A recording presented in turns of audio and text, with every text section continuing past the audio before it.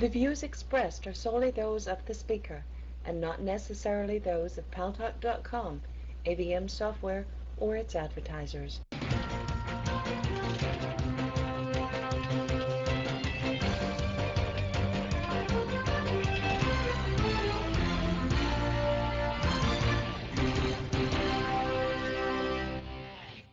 News Talk is online. News Talk Online is a production of Paltalk.com, the largest multimedia interactive program on the internet with more than 4 million unique users on demand on YouTube and on iTunes. And now, thanks to our good friends at CRN Digital Talk Radio, we're distributed to cable systems serving an additional 12 million households. I'm your host, Gary Baumgarten. Our guest today is A.J. Rossmiller. He's a former civilian DIA officer. We called him in here to tell us what the heck went wrong with the intel with regard to Iraq and what's going on with Iran. But before we get to you, AJ, I want to talk to Alan Jacey. Alan, our political correspondent. What went wrong with the Hillary campaign? Two hat tricks, as you and I are both hockey fans. For Obama, he won 3 over the weekend and 3 yesterday, primaries, and he's looking strong. And now he goes into Wisconsin and Hawaii, and Hillary is like ignoring Wisconsin and Hawaii almost, spending all of her time for the March 4th. In fact, even last night in Texas and Ohio, because they're delegate-rich states. And all the pundits are saying that the fat lady's going to sing on the Hillary campaign if she does not fare well in Texas and in Ohio. Is that an accurate assessment? Yeah, Gary, I would say that is. Hello, everybody in the room. Hillary, surprisingly, has given up on Wisconsin, which is a liberal state. Hillary is still, for the most part, a liberal candidate as well, more to the center than Obama, but still, it doesn't make sense. I mean, it's basically she's lost 8 in a row. It's not 6 in a row. It's 8 in a row. If you include Maine also on Sunday, and I believe it was the Virgin Islands as well that was included in that mix. So there's 8 in a row that she's lost. Hawaii, the birth state of Obama, she's obviously conceded that. I mean, when does Hawaii ever get to send a national candidate to the presidential elections? So she's given up there. Wisconsin, I don't know. Draw the line in the sand somewhere. She's got to fight somewhere, and I would think that Wisconsin would be certainly a good place to start. To concede this to Obama, we saw what happened with Giuliani's campaign, where he made his stand in Florida, and it was too little too late. So I think that she's getting some bad advice, and she should be in Wisconsin fighting for every vote and for every delegate. I mean, right now, Obama, he's the front runner. He's got the most delegates, and I believe he's up by conventional delegates. I think it's 108, and with the Super Ds, his lead is about 30 to 35 over Clinton. So she's really, I would say, in crisis mode right now, and I would get on the bus, get on the Hillary Express, go to Wisconsin and fight it out there. I mean, that's what I would be telling her if I was involved with her campaign.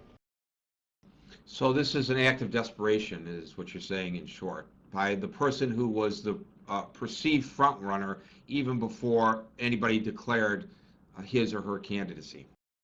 So was Giuliani, and $40 million for one delegate.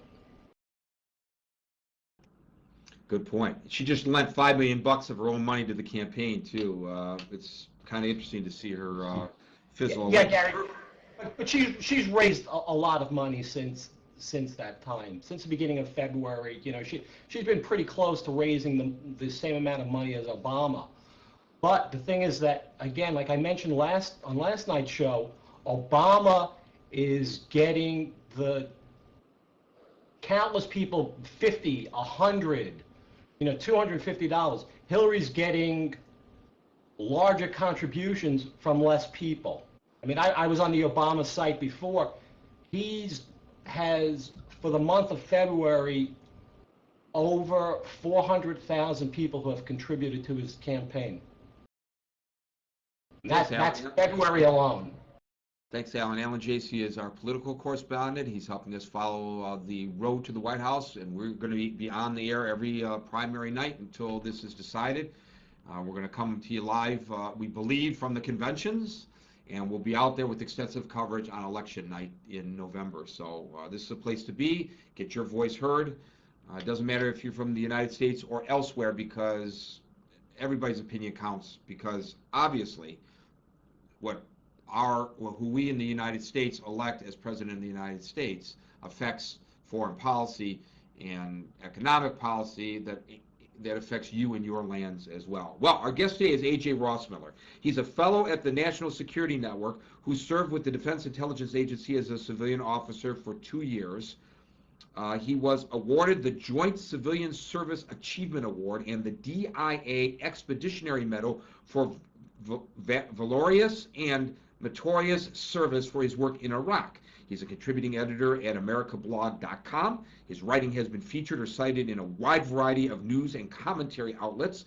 He is an advisor and consultant for various nonprofit and foreign policy and defense organizations, and is a member of the Truman National Security Project.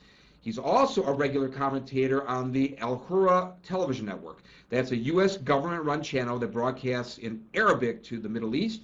He is an Iraq expert and an authority on Iran, on democratization, nation-building, Middle East politics, intelligence, and national security measures. A.J. Rossmiller, welcome to News Talk Online on Paltalk.com.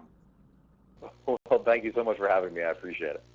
Well, it's our pleasure. And my first question, let's get right to the chase.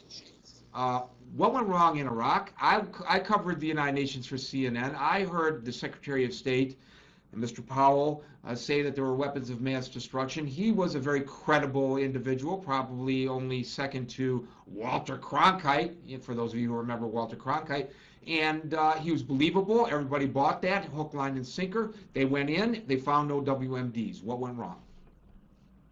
Well, I think, you know, the overall thing that went wrong was, I think, the initial decision to invade.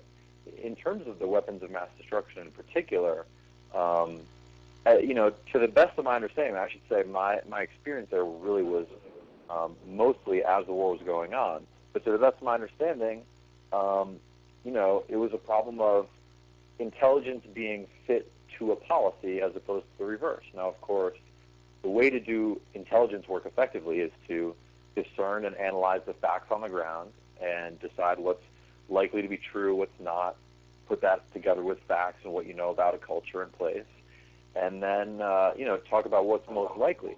And what happened with the weapons of mass destruction, and what I think continues to happen in many facets of the intelligence process, is a policy is conceived, and then the intelligence is wrapped around it or manipulated to make sure that it, you know, supports those aims from the very beginning.